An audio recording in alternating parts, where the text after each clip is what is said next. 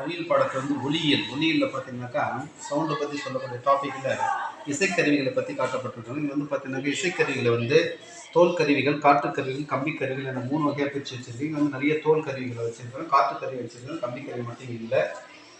இப்போது இந்த தோல் கருவிகளுடைய அமைப்புகள் என்னென்ன கருவிகள் அது இருக்கிறது, பாரம்பரியமான இசைக்கருவிகள்லாம் இங்கே வைக்கப்பட்டிருக்கிறது.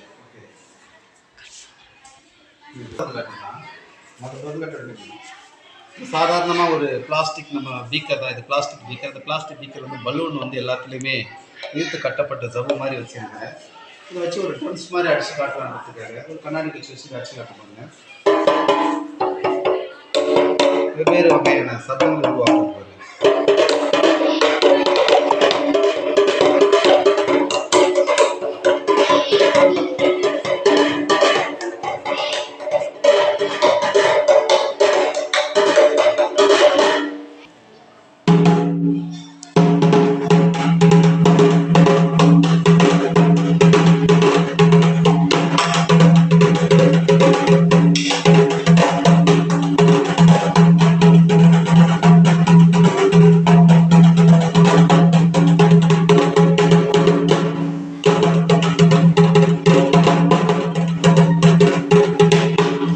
அடிப்படை அழகு செயல்தான் ஒரு குறிப்பிட்ட செயல்களை செய்வது திசுக்கள்